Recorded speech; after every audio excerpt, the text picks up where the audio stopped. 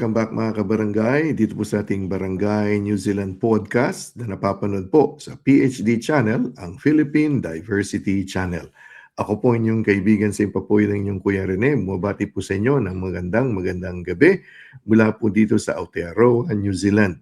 At alam nyo, kasi kasagsagan na ng winter, napakalamig. Parang minsan hindi na kaya ng powers ko yung lamig na ganito. At nabasa ko kanina sa dyaryo online, mukhang the next couple of days is lalong tutindi pa ang yung lamig dito, no?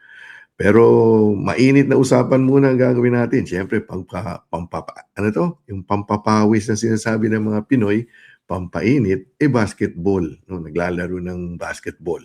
At makakapanayan po natin, ito po ay suki na po natin. Siya po ang founder ng Camp David, na isang basketball clinic. At siya rin po yung pasimuno nitong NBTC New Zealand. Siya po ay si Coach David Perez. At lagay natin sa stream. Coach David, good evening, Coach David. Good evening, Direk. Kumusta na po? Kumusta? Very good, yes. Yeah, hopefully everybody's okay with the cold weather in New Zealand. Nakaiwas kayo, nasa Brisbane na kayo. You moved to Brisbane last year, I think. It was last year, no? From 2 years na po. 2 years na. It's been a while. Yes. Oh, wow. Ang bilis pala, no? The last time we saw each other sa Parliament yung maiden speech ni Kiko and you were there. So kumusta naman po kayo dyan sa Brisbane? How are things there? It's good. There's a lots of happening here because if for those who don't know, Brisbane is hosting the 2032 Olympics. So ang daming developments dito in madaming infrastructure spent in building sports facilities and the infrastructure. I see. Oo. Tsaka meron ding I think there is an NBL team sa Brisbane. Do they still have that? Yes, in fact, we when I brought Gilas over, we played in their facility. They hosted us in their training facility in Brisbane. And speaking of Gilas, Pilipinas basketball team, Coach David, you have a long tradition and relationship with this team, no? With the management, with the team, and then you brought them recently dito sa New Zealand. And thank you for the opportunity. Kailang nasa Pilipinas ako kaya hindi ko napanood. But ikwento niya, anong backstory nun nung Gilas? So, every March, I'm in Manila for the NBTC. That's the National High School Finals. While I was there, biglang all of a sudden, Coach Tim Cone, the national team coach of Gilas, Philippines, asked me for a meeting. Sabi ko, ano kaya to? Yun. So I met him at the Ginebra training facilities, and he wanted me to help organize their tour because, as some of you know, Gilas Filipinas was scheduled to play New Zealand. The Tall Blacks in Auckland, and then followed by that, they were going to play the Boomers, Australian national team in Perth.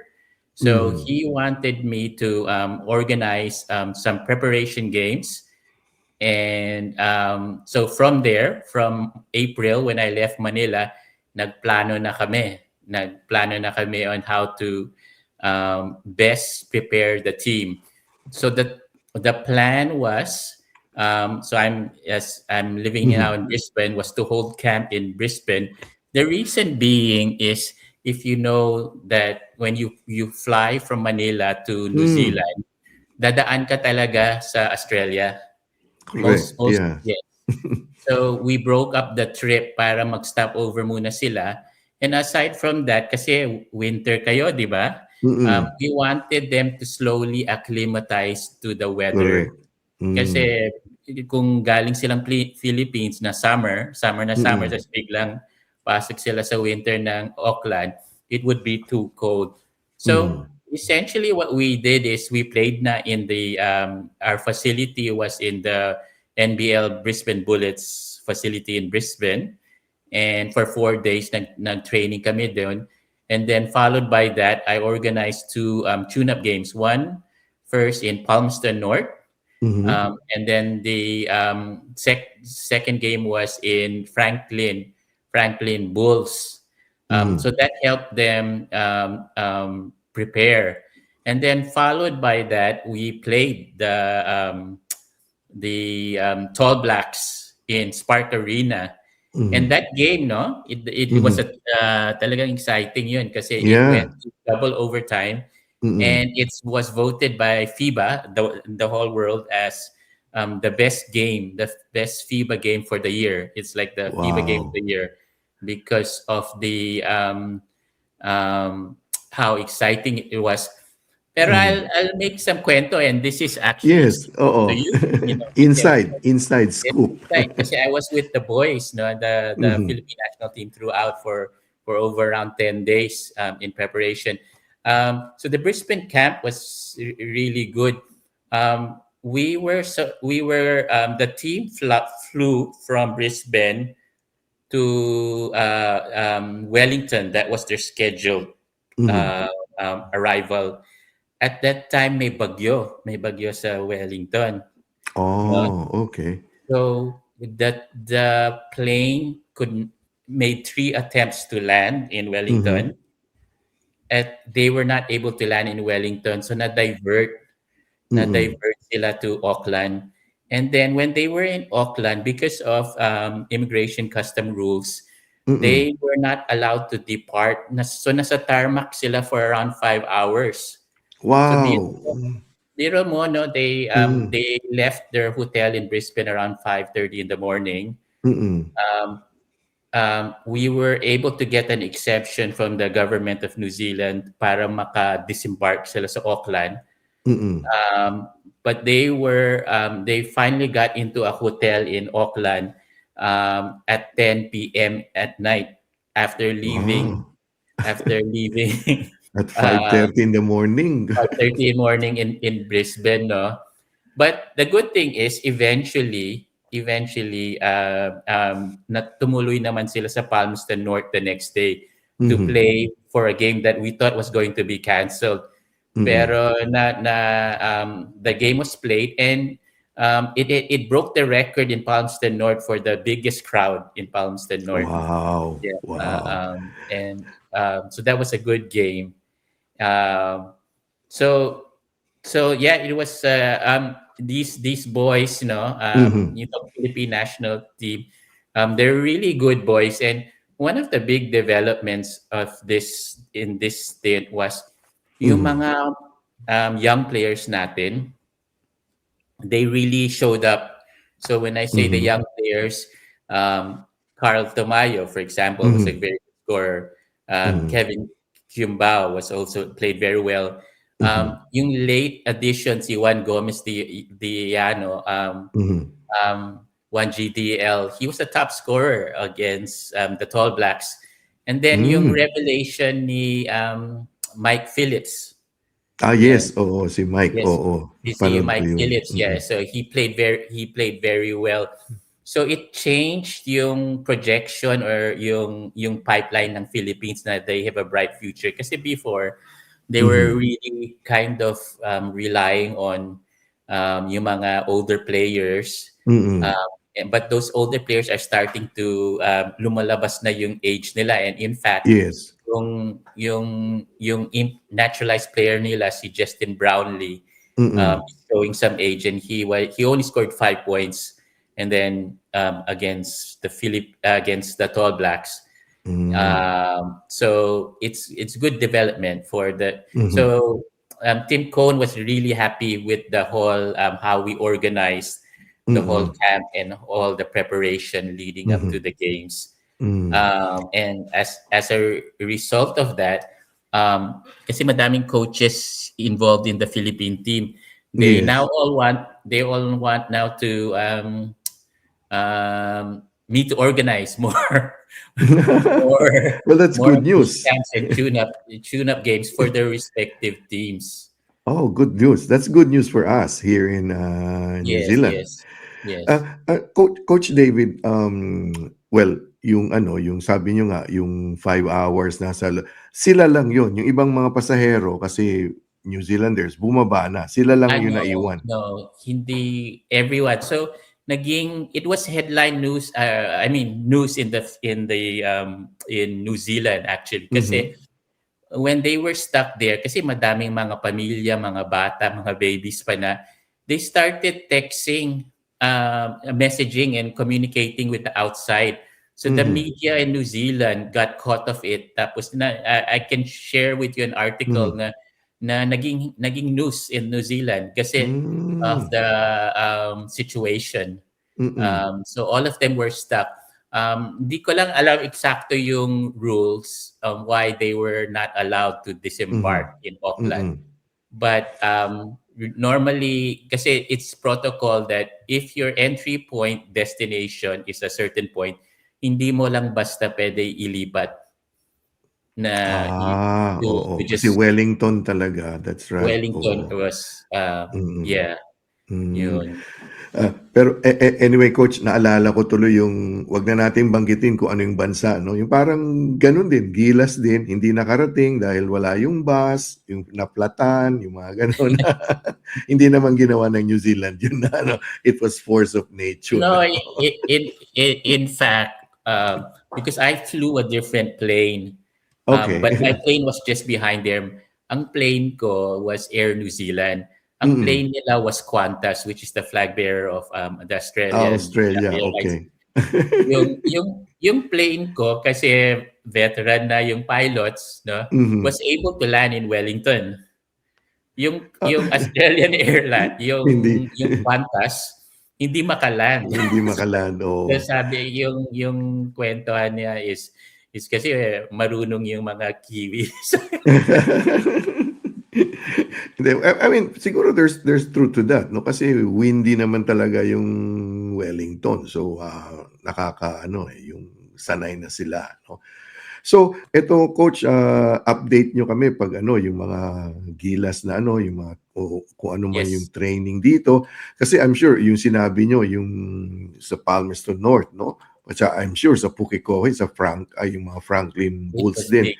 Yeah. Karamihan dun mga Pilipino, mga kababayan natin na sumusuporta talaga na na yung manood ng, basketball ano. Which brings me na many years ago, Coach David, you were also part of yung Gilas dito at, parang narinig ko sa inyo o somebody told me na ano, yung first time yata yung nangyari na gano'n karami nasa arena nanonood. Kaya parang nagtaka yung mga Kiwi, parang dapat siguro may Pinoy tayong player sa mga ano natin Correct, para ano. yes. Yes, in fact, the biggest recorded crowd in New Zealand's history of basketball was Mhm. that game last month. Yun ang Yung sa biggest Palmy. crowd. No, no, no, no. In Spark Arena. Yung So sa Spark, 12 versus oh. Gilas. Yes. So I think Mm. mga almost 10,000 fans. That's the biggest recorded crowd of a New Zealand basketball of a game played in New Zealand. And So it was alam nila and na it was a game na talagang well played, eh. Parehong magaling, eh. Talagang yes, yun talaga bilog ang bola, yung sinasabi nga nila na ano, yes. kung puwede lang na parehong ano 'no. But, yeah, congratulations Coach David 'no. I miss that. I miss yung news kasi nasa Manila ako noon, so hindi ko nalaman na may mga kaganapan palang gano'n. So, thank you for, yung mga inside, story no'n. Ngayon naman Coach, you're coming back to Wellington ngayong ano, Pistang Pilipino 'no, ngayong October. Kasi Correct. may project kayong gagawin sa Wellington? That's correct. So, as some of you know, that every year I bring teams now, multiple teams to the Philippines every March for the Mhm. national, yung tawag nila NBTC, the National High School Finals. Um, pero nag-expand yung NBTC to include different age divisions. like under 15, under Mhm. 17.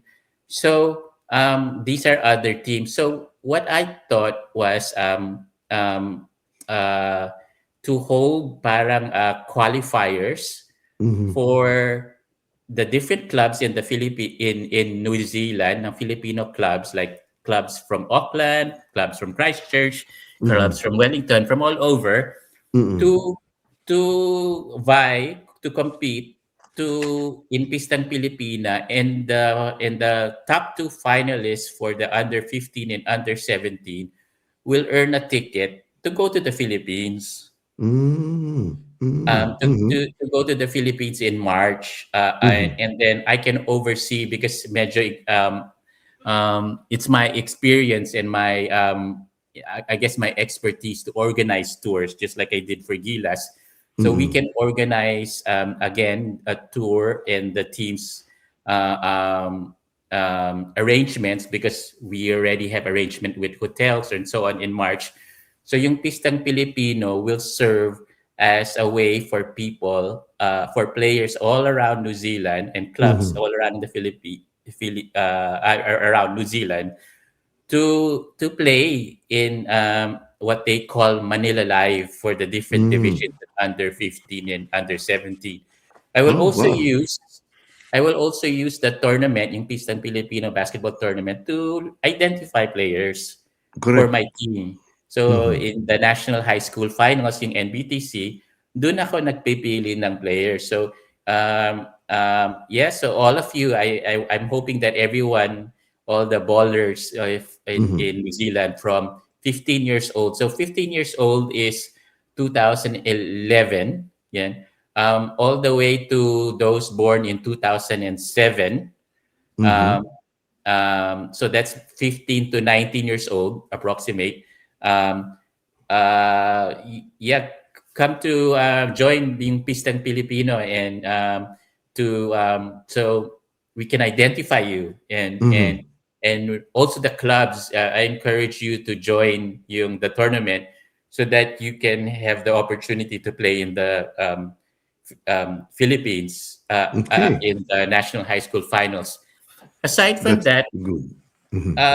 one of my other projects is, because of the success of yung Brisbane camp, Mm. I'm inviting in during summer around January 2027, players from New Zealand, yung high school age players na Filipino, to come over to Brisbane, and we're inviting Philippine coaches from schools and national team coaches from the Philippines, Mhm.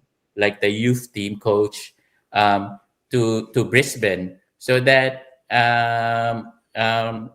similar to Gilas, we will have a camp, no, and to Mhm. identify them, so that they can be scouted and identified, as well as get the training. So I will be providing more information about that as we go closer to January, February, in 2027. So Mhm. ganun talaga, no, so we have a program of activities from October, Pistang Mhm. Filipino, to the camp in Brisbane, and then up to March, when we play in what they in sa Mall of Asia Arena mismo in Mhm. the Philippines. That's where Gilas plays normally. Correct. Uh, That's right. Mhm. yes. Now, Coach David, how can people get in touch with you so that yung mga gustong sumali, siguro your email would be, and I Correct. will also put it in the links in the comment section para makipag-coordinate sa inyo with all this. Alam Absolutely. nyo, these are good opportunities, no? I mean, uh, a couple of hours ago, I interviewed someone. I think he was from Christchurch. I don't know if you know him. He said he played for the NBTC, si Oh yeah, Maddox. Yes. Yes, he Maddox was part of Miguel. my team in about 2 years ago. Yes, and then nag-artista na kasi coach. Ano siya parang sa GMA something may reality show. So kaya na-interview ko siya and he mentioned nga Yes, about NBTC. it really creates pathways. If you've listened to the news, you know Aaron Davis, no? Yes, He, oo. he Mister recently Miss World Philippines. yes, Yes. So oo, he was part Mister of my inaugural NBTC team. So mm, makikita mo no that we create pathways. mhm. Hindi lang sa basketball, no? So as an example, yung si Maddox and si Aaron Davis. So Yes, Aaron Davis oo. is a very successful model already Correct, oo. in the He Philippines. opted to do that ano 'no. I mean si Kenneth pa, 'di ba? Kenneth was also your product na ano, nasa Yes, yes, PBA. yes. So Uh, so coach, ano yung email niyo para ano, or you can just message it to me and then ilagay ko na lang sa comment yeah, section I para think so. And then we also you can also contact me through Facebook and Instagram because we have hmm, a page and an Instagram okey. page as well that I can Yes. share. Oo nga, eh. Coach, yung ano, yung ano 'to, I mean your son used to play for Ateneo, 'di ba? But because Of of course. COVID, umuwi na sila, 'di ba? Is he still playing o hindi na? Not as much, pero he caught on to now he's doing running. He runs mga races. Ah, Nag-iba yung sport na, but he's a professional, mhm, uh, very successful in Melbourne, hmm, working for the state government of Melbourne. So, not all our players who join our program mhm, lead to playing basketball, but mhm, they learn a lot through our program, and they have successful careers in other mhm. fields because of the Coach lessons David they learned. Yeah. Coach David, as a parent 'no, as a dad of a former athlete or player, anong advice niyo, para sa mga magulang na yung nakikita nila yung mga anak nila? What would be your advice about their I mean, yung gusto ng anak nila na maglaro or, maging player? Um, I highly encourage them that they get exposed, exposed and try things out. It really starts in just playing, Mhm, and it doesn't even have you don't actually have to specialize in one sport lang, yung mhm, basketball. Like for example, si Ken Tough and his initial sport was actually cricket, and he was hmm, into athletics. hmm, Yung kapatid na ni what's his name, what do you Ken Tuffin, plays for the Philippine national team in what do you call cricket. Yeah, in cricket. And then yung do you know the Davis brothers? si They Tain. represent they represent the Philippines in netball. Not netball, Yes, handball. Yeah. handball, yes, But oo. they started off with basketball.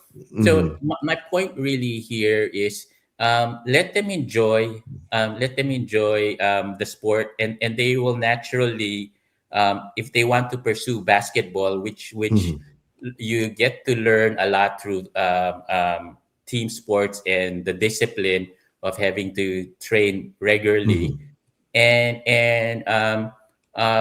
get exposed to higher levels. So we have, for example, these tours hmm. that in NBTC, yeah, if they get an opportunity and are selected, then try it out. And I always tell them, subukan mo lang, no? So Mhm, so what happens is when they go to the Philippines for the first time, since a lot of them hindi sila umuwi for a long time, mhm, na-expose sila na ganito pala yung Philippines. So they try it out for maybe 1 or 2 weeks. mhm, Then sometimes a school invites them na, oh, mag-training ka dito, try it out for maybe 1 month. mhm. Or some of them even are recruited na mag-try out ng 1 term. Now I'll tell Hmm, you, some hindi hindi tumutuloy kasi mhm, after they tried it, they mhm, said na homesick. Pero mhm, the point really there is, unless parang walang regrets Mhm. unless you try it. Mm. You will. That's the only time you will know. Mhm. And some have continued. Like example, Ken Tuffin. Like I brought him to FEU. When he first arrived, he even stayed in our place in the Philippines for a while Mm. before he joined.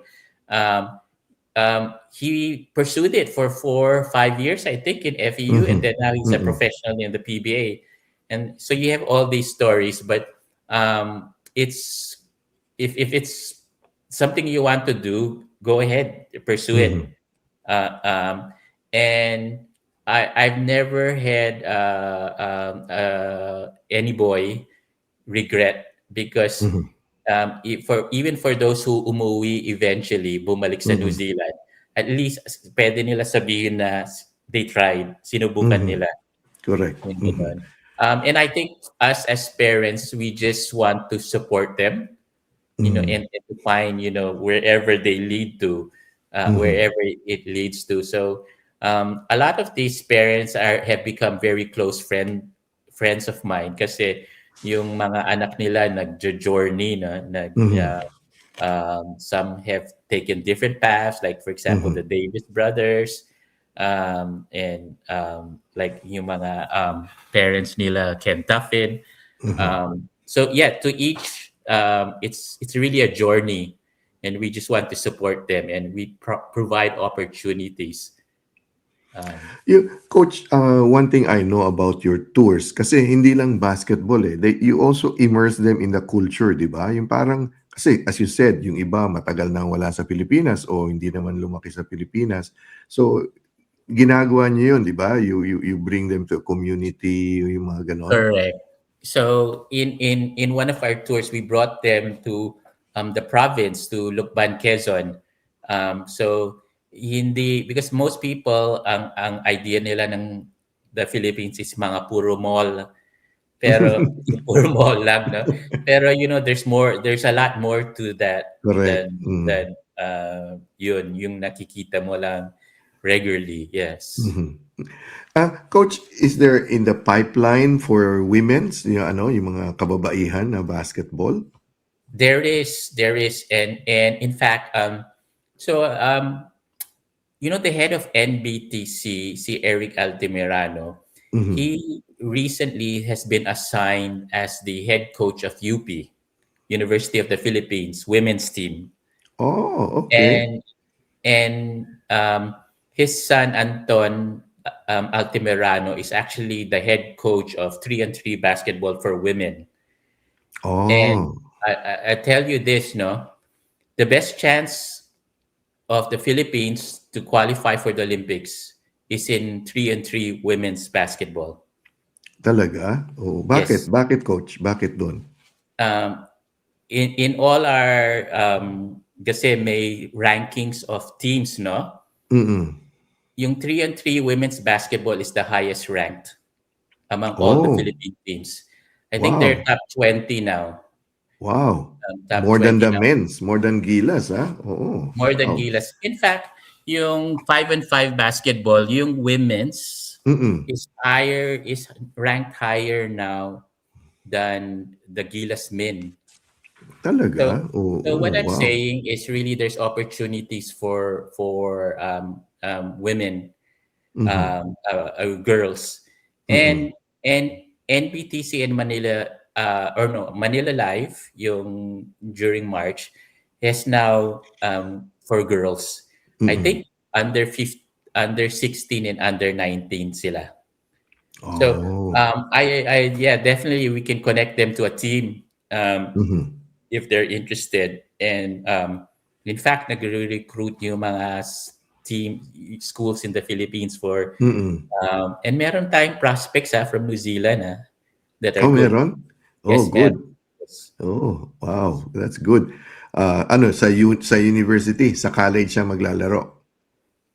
They're now in high school, secondary High school school. pa lang sila sa New Zealand. Pero Mm. I think in 2 years pang university na sila. So this is Wow. the time to introduce them kasi Hmm. para i-prepare na sila. Mm. Mm. Wow, that's exciting, coach, exciting. Lalo na 'di ba, merong na-naturalize na matangkad, yung yung Filipino-American ba 'yon, na Yes, he babae. means. Yes, he Mm. means. Yeah. Oo. So, tapos ngayon itong mga Kiwis naman ano. So, Coach David, looking forward to see you sa Wellington for Pistang Pilipino for yung parang scouting 'tong gagawin niyo 'no, yung sa Yes. Pistang Pilipino. Okay. As well as to give opportunities for the teams to enter Manila Live Hmm, March Tour in okey. 2027. Ayun. Tsaka ano 'to, yung camp naman sa Brisbane sa summer, mga January, parang gano'n sabi niyo na ano. Yes. Kasi yung Brisbane kasi yung uwi ko sa Pilipinas, layover namin Brisbane 6 hours, eh. Pero from Brisbane to Manila, malapit na lang pala, mga 6, 7 hours Malapit, nandun, eh, malapit malapit na. lang. So, ideal location siya kasi parang siyang gitna. So, Correct. in January, we will have teams from the Philippines coming to Brisbane as well as teams from New Zealand. So, parang Mhm. doon na lang makikita, no? Hmm, okey. Hopefully, maka-schedule kasi may brother-in-law ako diyan, si Ross. So, at least meron na akong Okay. titirhan kung pupunta ako. Yeah. Madaming Kiwi na Pilipino lumilipat dito. Correct, oo. May mga co-teacher ako, o mga kaibigan kong teacher from South Island, from saan-saan. Nandiyan na, nagtuturo na diyan sa siguro 5 na sila na either high school or Wow. primary. Tsaka malaki ang Filipino community ng Brisbane, 'di ba? I mean, it's more Correct. than New Zealand, eh. Malaki. Ang daming Yes, ilan na yung maybe. nakita kong Filipino restaurant do'n, parang 3, 4 yata yun nakita Yeah. ko na. So Coach David, maraming salamat po 'no. I'll just include your email address para para ma-get in touch sa inyo tsaka All yung right. mga social media links ng NBTC New Zealand. So thank you so much, Coach. Now, final message sa mga lalo na sa mga magulang tsaka sa mga nais na yung sinasabi niyo kanina to pursue their dreams. So yeah, everyone, boys and girls from fifth high school age, mga 15 to 19, if you'd like an opportunity to play in the Philippines as a pathway, contact me. So you can go on tour and potentially be recruited in the Philippines. Yeah, so I look forward to seeing everyone in Wellington in October. Thank you very much, Coach David Perez, ang founder po ng Camp David at siya rin po yung head ng NBTC New Zealand. Maraming salamat, Coach David. And I'd like to thank you also ang ating mga listeners and viewers for allowing Coach David and me to come into your homes, into your hearts sa mga panahon na ito. Maraming salamat. Thank you. Take care and God bless. Goodbye for now. At kita-kits sa Wellington, sa Pistang Pilipino.